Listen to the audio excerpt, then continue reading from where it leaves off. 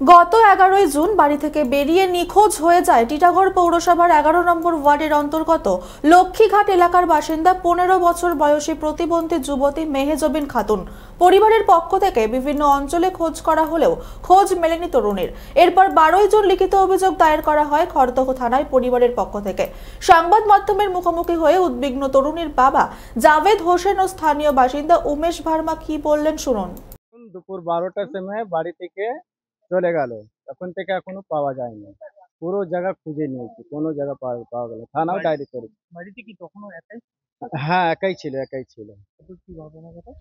আমি লোন দিতে গিয়েছিলাম, লোন দিতে গেলাম, চাবি দিয়ে গেলাম, বাবু বাড়িতে থাকবি, লোন দিয়ে আসি। তখন থেকে পাওয়া যাচ্ছে। যখন আমি লোন দিয়ে এসেছি তখন বাড়িতে ছিল না।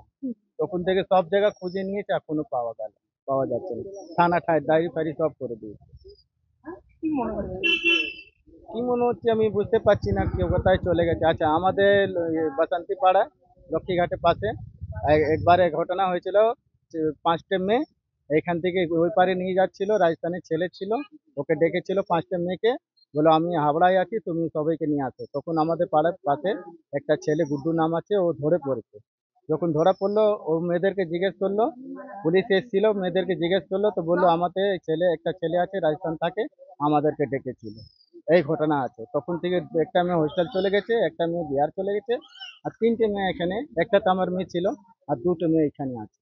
ওদেরকে ধরলে কিছু বোঝা যাবে কি, হ্যাঁ ওদের বলবে কি কোথায় গেছে। এটা কি মানে আপনার কি আশঙ্কা করছেন যে কিডন্যাপ করা হয়েছে? হ্যাঁ, আমার মনে হচ্ছে কিডন্যাপ করা, আমি তো বলতে পারবো না, কিন্তু মনে হচ্ছে এরকম ব্যাপার আছে। কোনো জায়গায় থাকতো, এখন চলে তো সব জায়গায় ফেসবুক সব জায়গায় ছেড়ে দিয়েছে। তবেই তো যা কিডন্যাপ করেছে তাও মোবাইলেতে গেছে না।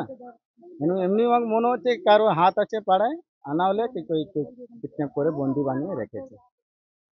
এইটা 11 তারিখে মেয়েটা মিসিং হয়েছে, 12 তারিখে মিসিং ডায়েরিটা করা হয়েছে। মেয়েটা একটু স্পেশাল অ্যাবিলিটি আছে, ওর মানে হ্যান্ডিক্যাপ যেটা আমরা বলতাম আগে। মেন্টালি ওর বাবা বলছে একটু ডিস্টার্ব ছিল।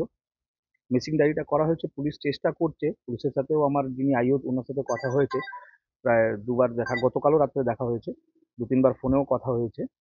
তো আমাদের ভয় লাগছে যে কেউ এর মধ্যে পেছনে আছে কিনা। তবে কিন্তু পুলিশ অনেক চেষ্টা করছে, খোঁজারও চেষ্টা করছে। ট্রেস এখনো পাওয়া যায়নি, চেষ্টার মধ্যে আছে, দেখি কি করা যায় আগে। কিন্তু তো যেখানে বাড়িটা তার বাদিকে হচ্ছে গঙ্গার ঘাট, ডান দিকে একটা মোড় আছে, দু জায়গায় সিসিটিভি ক্যামেরা দেখলাম আছে। সেখান থেকে কি পুলিশ কোনো তথ্য পাচ্ছে? আজকে এইটা আমার মাথায় কালকে রাত্রে এসেছিল, আপনার যে কথাটা বলছেন। আজকে সকালেই আমার স্যারের সাথে কথা হয়েছে, যিনি আইও, ওনাকে বলেছি। উনি যে স্যার ওখানে দুটো সিসিটিভি আছে, সিসিটিভিটা যদি আমরা তদন্ত করে দেখি তাহলে হয়তো কিছু পাওয়া যাবে যে ওর নিজে একা কোথাও যাচ্ছে না কেউ সাথে আছে। তো এরকম একটা সম্ভাবনা আছে, সেটা আজকেই বলেছি, হয়তো পুলিশ সেটাও দেখবে। আর পুলিশও বলেছে, পুলিশ প্রচুর অ্যাক্টিভ, পুলিশও দেখছে। আর বলেছে সোমবার দিনও চেষ্টা করি যাতে পেপার পাবলিকেশন এগুলো কিছু করা যায়। তো এগুলো নয়, পুলিশ চেষ্টা বাড়ির করছে। কন্ডিশন দেখলাম খুবই অবস্থা খারাপ, খুব গরিব ঘরের বই, এবং তারা আপনার প্রতি খুব আস্থা রাখলো যে উমেশ দা আমাদের পেছনে আছে, কি বলবেন? না, ওরা ওর বাবা টোটো চালায়। গরিব মানুষ তো অবশ্যই বটে, বস্তি অঞ্চল আমাদের লক্ষ্মীঘাট অঞ্চলটা, খুব গরিব মানুষ। আর আমরা আমাদের সাধ্যমতো চেষ্টা করছি, সেটা তো আমাদের দায়িত্বের মধ্যেও পড়ে। সেটা পাড়ার কেউ হারিয়ে গেছে, পাড়ার লোক অনেক চেষ্টা করছে, আমরা আমাদের কাছে যেটা। টিটাগড় থেকে সৈকত গাঙ্গুলির রিপোর্ট, চ্যানেল 24/7।